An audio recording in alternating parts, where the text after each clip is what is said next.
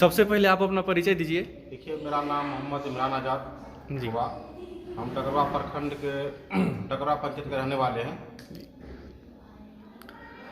आप लॉकडाउन के बारे में कुछ बताइए। इधर आपके इधर जनता के क्या हालत है और गरीबों के बीच उन लोगों का क्या समस्या आ रही है?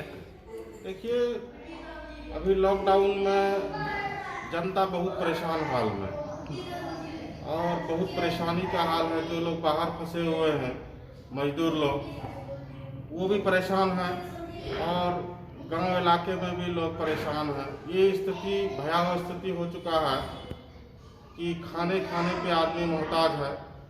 सरकार घोषणा पे घोषणा कर रही है, लेकिन जनता को डायरेक्ट वे में इससे कोई फायदा नहीं पहुंच रहा। सरकार को कोशिश करना चाहिए कि भाई जनता को डायरेक्ट वे बेनिफिट होना चाहिए। सरकार जो फंड दे रही है वो जनता को डायरेक्ट मिलना चाहिए, वो नहीं मिल पा रहा। सिर्फ जो है कि हवाई घोषणा हो रहा है और जनता बदहाल है। और हम माननीय मुख्यमंत्री नीतीश कुमार से भी कहना चाहेंगे कि बिहार के जो प्रवासी मजदूर फंसे हुए हैं और जो बाहर से बिहार में आ रहे हैं, उन्हें आने का पूर्ण रूप से सुविधा मुहैया कराया जाए। और दूसरी बात है कि जो लोग आ रहे हैं क्वारंटाइन सेंटर में हैं, उनको इलाज के लिए सारी जो व्यवस्था है वो उपलब्ध कराया जाए, क्योंकि लग रहा है कि व्यवस्था पूर्ण रूप से नहीं है। और मुख्यमंत्री को चाहिए कि बिहार में कम से कम व्यवस्था पूर्ण रूप से किया जाए, ताकि मजदूरों को और आम जनता को परेशानी से क्वारंटीन में रखते हुए बचना वर्क का मतलब ट्रेनिंग दिया जाए। जैसा कि आप बता रहे हैं कि सरकार के तरफ से जनता को ज़्यादा कुछ मदद नहीं पहुंच पा रही है, तो आप अपने क्षेत्र में अपने तरफ से जनता को कुछ मदद पहुंचा रहे हैं या फिर? देखिए, हम लोग तो जनता को जहां तक बन सकता है तन मन धन से कर रहे हैं मदद, लेकिन अपने कैपेसिटी के हिसाब से ही कर रहे हैं जी। कोई हम लोग बड़े आदमी नहीं है, कोई बड़ा उद्योगपति नहीं है, हम लोग आम आदमी हैं।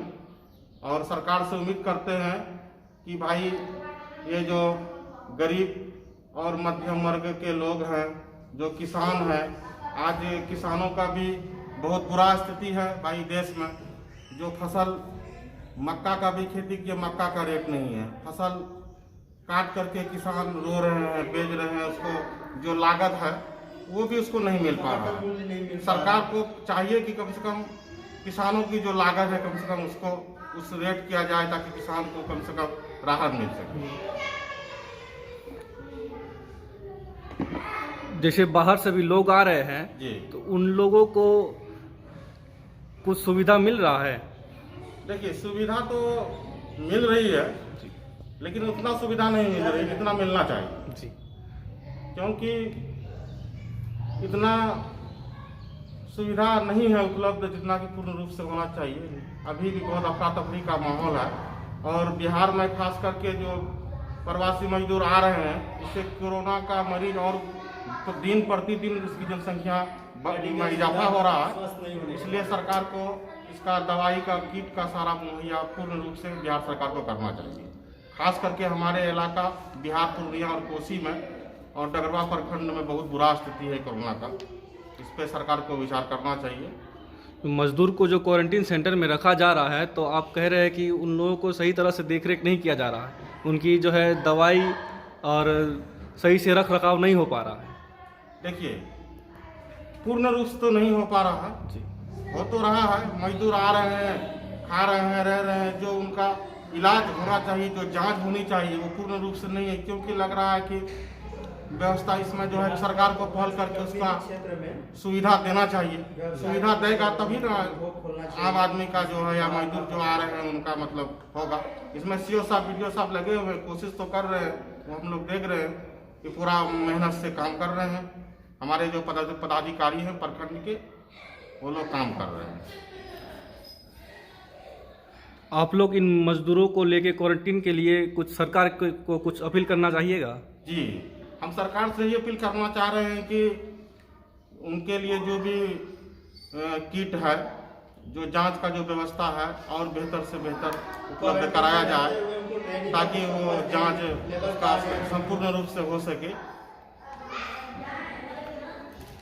जैसा कि आपको पता है अभी नज़दीक में ईद है, ईद के बारे में कुछ जनता को शुभकामनाएं जानकारी। जी, हम ईद में तो हम सारे बिहार वासियों को और पूर्णिया जिले डगरवा प्रखंड और देशवासियों को हार्दिक शुभकामनाएं देना चाह रहे हैं, हार्दिक शुभकामनाएं दे रहे हैं।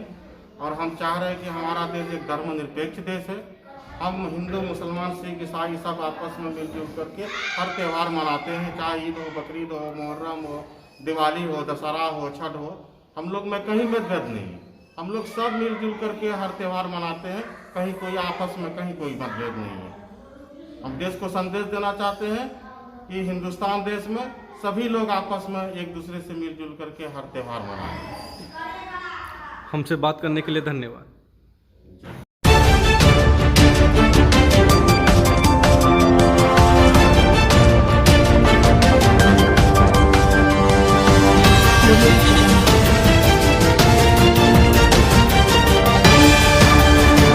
आप देख रहे हैं आंखों देखी।